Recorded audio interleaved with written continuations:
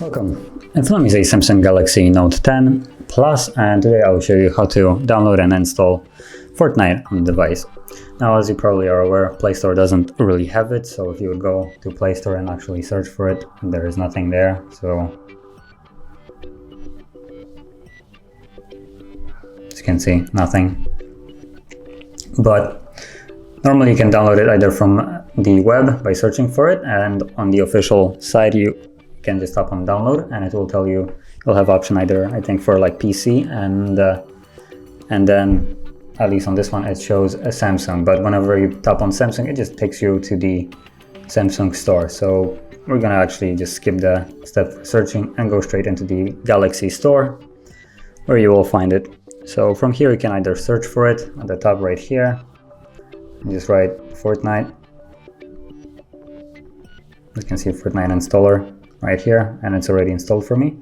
Or you can also tap on top, and let's actually go to games and top, and it's one of the top ones in here. So all you then need to do is just tap on download, and we'll start downloading. And once it's downloaded, you'll have this up right here, the Fortnite installer. So you simply tap on it, and it will take you right here where you will have basically download, then update. You need to basically update it before. So once it's downloaded and you actually have the icon, I have one right here. Once you launch it, it will actually then start downloading the entire game. So there's, I think, like 4 gigs or something, and it will download it. Then you'll relaunch it basically by opening it up again, and it will tell you that you have an update before you can actually start doing anything. So you would go back to to take you back to the Fortnite installer, where you just tap on update. It does a quick update, and then you can go back here and wait a little bit longer for it to basically apply the update, and it will then look like this, which is just loading. And once it's done loading, it's gonna launch.